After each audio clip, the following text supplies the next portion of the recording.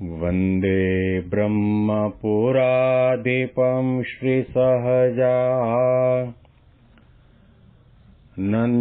च मूलाक्षरम् श्रेयस्कारणसद्गुणैकनिलयम् श्रीप्रागजिह्वावत ब्रह्मोपासनधारकं गुरुहरिं यज्ञं तथा योगिनं प्रत्येवं प्रमुखं महन्तमनिशं श्रीजीस्वरूपं मुदा। મહિમાનો મહિમા પ્રવચનમાળામાં આજે 6 જુલાઈ 2025 રવિવાર અને દેવશયની એકાદશીના પરમ પવિત્ર દિવસે તમામ સંતો હરિભક્તોને મારા સાષ્ટાંગ પ્રણામ. જય સ્વામિનારાયણ.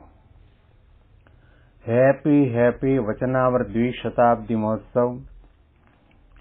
હેપી પ્રમુખ સ્વામી મહારાજ શતાબ્દી મહોત્સવ.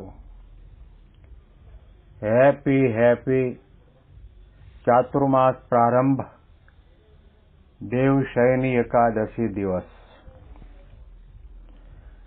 છેલ્લા 35 દિવસથી આપણે ગઢડા અંત્યનું 25મું વચનામૃત સાંભળી રહ્યા છીએ, જેનું શીર્ષક છે શ્રીજીની પ્રસન્નતાનું, ખરા ભક્તનું. અતિ અગત્યનું વચનાવ્રત છે. ભગવાનને રાજી કરવા માટે, ભગવાનની માળાના મણકામાં આપણો નંબર લાગે એવા ભક્ત થવા માટે શ્રીજી મહારાજે કૃપા કરીને અતિ અગત્યના સાધનાના, આંતરિક સાધનાના મુદ્દા આપણને બતાવ્યા છે,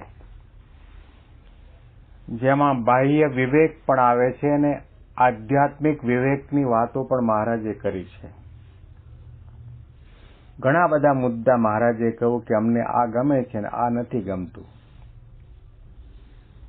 એમાં મહારાજને જે કંઈ ગમે છે એ વાત આપણે સાંભળતા આવ્યા છીએ અને ફરીથી પણ આપણે વાંચીએ. અને બાય માણસ હોય અને તે પોતાના અંગને ઢાંકીને લજ્જા સહિત વર્તે તે ગમે, તથા ચાલે ત્યારે નીચી દ્રષ્ટિ રાખીને ચાલે પણ ફાટી દ્રષ્ટિ રાખે નહીં તે ગમે. અને અમારા દર્શન કરતા હોય અને કોઈ બાય ભાઈ આવે અથવા કૂતરું નિસરે કે ઢોર નિસરે કે કંઈક ખડખડે તેની સામે વારંવાર દર્શન મૂકીને જુએ પણ એક દ્રષ્ટિએ દર્શન ન કરે, તેની ઉપર તો એવી રીસ ચડે છે. શું કરીએ? સાધુ થયા નહીં તો એનું કંઈક તાડન કરીએ, પણ તે તો થાય નહીં. કેમ જે સાધુને કોઈનું તાડન કરવું એ અતિ અયોગ્ય કર્મ છે. અતિ અગત્યનો મુદ્દો મહારાજે બતાવ્યો. આધ્યાત્મિક માર્ગમાં ભક્તિ સંપ્રદાયની અંદર ચાલવા વાળા હજારો લાખો લોકો છે. કદાચ એવો કથા નહીં કરતા હોય, કથા પણ સાંભળતા નહીં હોય, માળા પણ નહીં કરતા હોય, પ્રાતઃ પૂજા પણ નહીં કરતા હોય, અને કદાચ એના ઘરમાં ઘર મંદિર પણ નહીં હોય, પરંતુ વાર તહેવારે કે પરમ પવિત્ર દિવસોના યોગની અંદર જ્યારે એ પોતે જે દેવને માનતો હોય એ દેવના મંદિરમાં દર્શન કરવા માટે તો જરૂર જાય. કથા સાંભળવા માટે અડધો કલાક, પોણો કલાક, 2 કલાક કે 3 કલાકના સમય હોય એટલે લોકો એટલી સંખ્યામાં કથા સાંભળવા વાળા ન હોય. અથવા તો પછી પ્રાતઃ પૂજા કરવાની હોય એમાં પણ વહેલા ઉઠવું પડે, અને સમય કાઢીને 5 મિનિટ, 10 મિનિટ, 15 મિનિટ, 20 મિનિટ પ્રાતઃ પૂજા કરવા માટે બેસવાનું હોય, એમાં માનસી કરો, માળા કરો, તિલક ચાંદલો કરો, પ્રદક્ષિણા કરો, દંડવત કરો, શિક્ષાપત્રી અને સત્સંગ દીક્ષા ગ્રંથનો પાઠ કરો, એવા પણ ઘણા ઓછા મળે. પણ દર્શન કરવા માટે જવાવાળા તો ઘણા બધા મળશે. મહારાજે કહ્યું કે અમારા દર્શન કરતા હોય, જો પ્રગટની વાત આવી છે, પ્રગટની વાત પણ આવી ને પરોક્ષ વાત પણ આવી કે મૂર્તિ સ્વરૂપની અંદર ભગવાન બિરાજમાન થયા છે, એના દર્શન કરતા હોય, અને તે વખતે કોઈ બાઈ આવે અથવા તો કૂતરું નિસરે. સ્વાભાવિક છે, મંદિર છે, ઠાકોરજી બિરાજમાન છે, એટલે આપણે એકલા જ દર્શન કરવા નથી આવ્યા, બીજા ભાઈઓ પણ દર્શન કરવા માટે આવે. ત્યારે આપણી વૃત્તિ, આપણા નેત્રની વૃત્તિ ઠાકોરજીને મૂકીને કોણ આવ્યું, કોણ ગયું, કોણે પંચાંગ પ્રણામ કર્યા અને કોણે દંડવત કર્યા અને કોણે માળા કરી, કોણે દાનપેટીમાં કેટલા પૈસા નાખ્યા, કોણે કેવા કપડાં પહેર્યા, આવું ઘણું પ્રકારનું આપણને મનની અંદર સંકલ્પ વિકલ્પ ચાલ્યા કરે અને મૂર્તિમાંથી મન તૂટે, વૃત્તિ તૂટે. મહારાજ કે એ અમને ગમતું નથી. દર્શન એવા કરો કે દર્શન કરતી વેળાએ તમે જ્યાં ઊભા હો એની આજુબાજુ 50, 100 કે 200 લોકો દર્શન કરવા માટે આવીને ઊભા હોય, તે વખતે તમને મનમાં એવું જ લાગવું જોઈએ કે અત્યારે મારા આ દર્શન કરવાની ક્રિયાની અંદર સામે મહારાજ છે, અક્ષર પુરુષોત્તમ મહારાજ છે અને હું છું. આ સિવાય અહીંયા આજુબાજુ કોઈ છે જ નહીં. એને સમય પણ ન દેખાય, સ્થળ પણ ન દેખાય, આજુબાજુના લોકો પણ ન દેખાય, પોતાના દેહનો પણ વિચાર ના આવે, કપડાનો પણ વિચાર ના આવે. મૂર્તિમાં, દર્શનમાં એટલા તન્મય બની જાય કે એના મનની અંદર બીજો સંકલ્પ પણ ન ઉઠે. આવું પ્રકારનું દર્શન કરો ત્યારે સમજવું કે દર્શન છે અને દર્શન કર્યાનો તમને આનંદ આવે. શ્રીજી મહારાજે કુશળ કુંવરબા રાણી જે ધર્મપુરના મહારાજ પોતે એમના આમંત્રણને માન આપીને ત્યાં ધર્મપુરમાં પધાર્યા અને પ્રથમ દર્શનની અંદર ધર્મપુરના કુશળ કુંવરબા રાણી મહારાજની સાંવરી મુહૂર્તમાં એટલા તન્મય બની ગયા, વૃત્તિ દ્વારા એકાગ્રતાથી દર્શન કરતા કરતા આખી મહારાજની મૂર્તિને પોતાના હૃદયમાં સ્થાપિત કરી દીધી, ઉતારી દીધી. મહારાજે કહ્યું દર્શન કરવા તો આવી રીતે કરવા.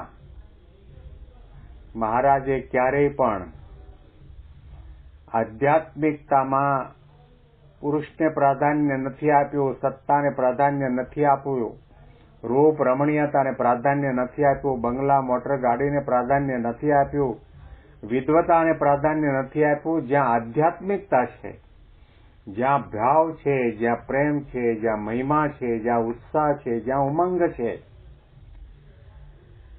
એવી વ્યક્તિના ગુણલા મહારાજે ખૂબલે ગાયા છે. મહારાજે કુશળ કુંવરબાના ગુણલા ગાયા એ ધરમપુરના રાણી હતા એટલા માટે નહીં, પણ એમની દર્શન કરવાની જે રીતિ નીતિ, દર્શન કરવામાં એકાગ્રતા, દર્શન કરવામાં જે ભાવ કે દર્શન કરતા ગયા અને મહારાજની મૂર્તિને આખી પોતાના અંતરમાં ઉતારી દીધી. મહારાજે કહ્યું દર્શન કરવા તો એકાગ્ર થઈને ભાવથી, મહિમાથી, પ્રેમથી, ઉત્સાહથી, અહોભાવથી કરવા. પણ મહારાજે કહ્યું કે જેવી રીતે ખિસકોલીની વાત પણ એ વચનામૃતમાં કરી કે ખિસકોલી જ્યારે ખિલખિલાટ કરે, બોલે ત્યારે પોતાનું પૂંછડું ઊંચું નીચું થાય. એ આપણે સૌ કોઈએ ખિસકોલીને જોઈ છે. બોલે ત્યારે ખિસકોલી એનું પૂંછડું ઊંચું નીચું કરે. એમ જ્યારે આપણે સ્વામિનારાયણ બોલતા હોઈએ કે અક્ષર પુરુષોત્તમ મહારાજની મૂર્તિના દર્શન કરતા હોઈએ ત્યારે આપણા મનમાં સંકલ્પ વિકલ્પના પૂંછડા ઊંચા નીચા થતા હોય છે. એવી રીતે દર્શન ન કરાય. આપણી જે શિખરબદ્ધ મંદિરોની વાસ્તુકલાની દ્રષ્ટિએ જો આપણે પ્રણાલિકા જોઈએ તો ખ્યાલ આવશે કે મોટા મોટા મંદિરોની અંદર દર્શન કરો, પછી પ્રદક્ષિણા કરો, દંડવત કરો અને પછી પગથિયા ઉતરતી વખતે બંને બાજુ ઓટલા હોય છે, એ ત્યાં લોકો બેસે. અત્યાર સુધી ઘણા બધા લોકોને મેં પ્રશ્ન કર્યો કે અહીંયા દર્શન કરીને પાછા ઉતરતી વેળાએ શા માટે બેસો? કે ના, બેસવું જ પડે. 1 મિનિટ, અડધો મિનિટ તો બેસવું જ પડે. પણ શાના માટે? ગામ ગપાટા મારવા માટે નહીં, વેપાર નોકરી ધંધા અને વ્યવસાયના ચર્ચા વિચારણા કરવા માટે નહીં.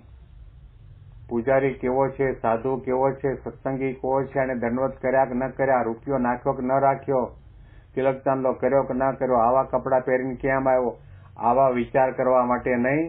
તમે દર્શન કરીને અહીંયા ઓટલા ઉપર આવીને બેઠા છો, એને હજી 1 મિનિટ પણ નથી થઈ, આંખો બંધ કરો અને આંખો બંધ કરીને તપાસ કરો કે હમણાં મેં દર્શન મહારાજના સ્વામીના કર્યા, એ મૂર્તિ મને દેખાય છે કે નથી દેખાતી, એ તપાસ કરવા માટે બેસવાનું છે.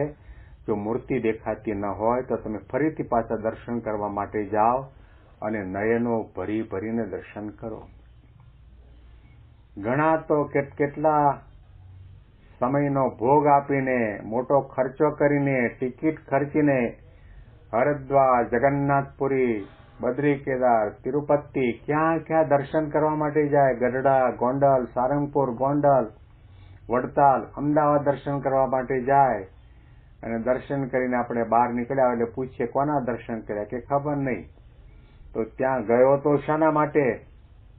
પૈસા બગાડ્યા, સમય બગાડ્યો. હવે દર્શન કર્યા હતા એટલે એટલો તો ખ્યાલ રાખ કે કોની મૂર્તિના દર્શન કરે છે, એનો શું મહિમા છે.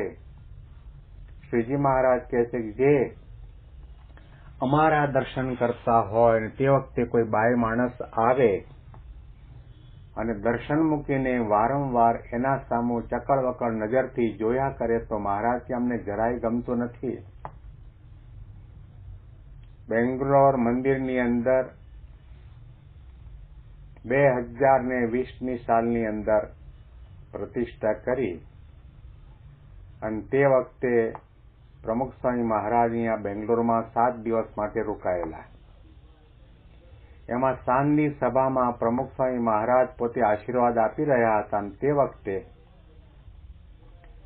ભરતભાઈ મહેતા કે રોહિતભાઈ શાહ કેટલાક વીઆઈપી લોકોને દર્શન માટે લઈ આવ્યા અને અંદર મેઇન દરવાજામાં પ્રવેશ થયો એટલે સૌ કોઈ સભામાં બેઠેલા શ્રોતાઓ પાછો વાળીને જોવા માંડ્યા. અને આ ક્રિયા પ્રમુખ સ્વામી મહારાજે જોયું એટલે તરત જ કહ્યું કે લુક હિયર, ત્યાં જોવાનું નથી, એ તો આવશે ને જશે, લુક હિયર. આવો પ્રકારનો શબ્દ પ્રમુખ સ્વામી મહારાજે વાપરેલો એ મને આજે ઇદમ યાદ છે. ભગવાનને જોવા માટે મંદિરમાં જઈએ છીએ. ભગવાનની મૂર્તિને નેત્રની ટીકીમાં પૂરવા માટે આપણે મંદિરમાં જઈએ છીએ. દર્શન કરો, એકાગ્રતાથી કરો, ભાવથી કરો, મહિમાથી કરો, ઉત્સાહથી કરો. આપણી આંખો ધન્ય બની જાય. અને દર્શન કરવા માટે તો ભાગવતમાં કહેવામાં આવ્યું કે ભગવાને આપણને આંખો આપી છે. દુનિયામાં લાખો લોકો એવા છે જેને આંખ નથી, સુરદાસ છે. કદાચ આંખ હોય તો અંધાપો આવી ગયો હોય છે. ભગવાને આપણને આવી નરવી, તંદુરસ્ત, રૂડીરૂપાળી આંખો આપી છે. એ આંખ ક્યારે કહેવાય કે એના દ્વારા સંત અને ભગવંતના દર્શન થાય ત્યારે. આંખની શોભા શું છે? આંખનું કર્તવ્ય શું છે? આંખ ધન્ય બની ક્યારે કહેવાય કે આંખો દ્વારા ભગવાન અને સંતના દર્શન કરીએ, ભક્તોમાં રહેલા સદગુણો અને આધ્યાત્મિકતાના દર્શન કરીએ ત્યારે સમજવું કે આપણે આંખ ભગવાને આપી છે તે સાર્થક છે. આંખ અણિયાળી સહુ કોઈ આંજે, આંજામાં ઘણો વેરો રે. જબલગ પિયુજી પ્રેમે ન બોલાવે, કંઠ આભૂષણ ડેરો રે. મોહ મચકોડે મોહન ન વ્રીજે, હૃદયા ભીતર જુએ રે. આવળ કેરા ફૂલ અતિ સુંદર, પણ શીશ ન ધરે કોઈ રે. ભગવાન આપણે સારા આભૂષણો, સારા કપડાં પહેરીને જઈએ, મોં પંચકોડીએ, અણિયાળી આંખો કરીને, મેશ લગાવીને, નખ રંગીને જઈએ, એનાથી રાજી નહીં થાય. દર્શનમાં તમારી તન્મયતા કેટલી છે, એકાગ્રતા કેટલી છે, ભાવ કેટલો છે, પ્રેમ કેટલો છે, મહિમા અને ઉત્સાહ કેટલો છે, હૃદયમાં શુદ્ધિ કેટલી છે, એના સામુ જ ભગવાનની અને સંતની નજર જવાની. આ વિષયના અનુસંધાનમાં વિશેષ વાતો આપણે આવતીકાલના પ્રવચનમાં સાંભળીશું. આજે દેવશયની એકાદશી એટલે ચાતુર્માસનો પ્રારંભ થાય છે. મોટી એકાદશી. ભગવાન વિષ્ણુ શેષ શૈયામાં પોઢવા માટે બિરાજમાન થયા છે. 4 મહિના પોઢશે અને આપણને પોઢતા પોઢતા સંદેશ આપતા જાય છે કે હું ભલે પોઢી જાઉં પણ તમે જાગતા રહેજો. તમે ધર્મ માટે જાગતા રહેજો, માનવતા માટે જાગતા રહેજો, ભક્તિ માટે જાગતા રહેજો, સત્સંગ કરવા અને સેવા કરવામાં જાગતા રહેજો. ભગવાનનું પ્રગટ સ્વરૂપ આ પૃથ્વી પર વિચરે છે, એમાં મનુષ્ય ભાવ ન આવી જાય, દિવ્ય ભાવ અખંડ રહે, એના માટે જાગતા રહેજો. અને એ રીતે તમે જાગતા હશો ને તો માની લો કે હું તમારા માટે હંમેશા જાગ્રત છું. ઘણું રહસ્ય, ઘણો મર્મ આ ભગવાનના પોઢવાની ક્રિયામાં સમાયેલો છે. વિશેષ મહિમાની વાતો આવતીકાલના પ્રવચનમાં સાંભળીશું. તમામ સંતો, હરિભક્તો અને મારા સાષ્ટાંગ પ્રણામ. હેપી દેવશયની એકાદશી. જય સ્વામિનારાયણ.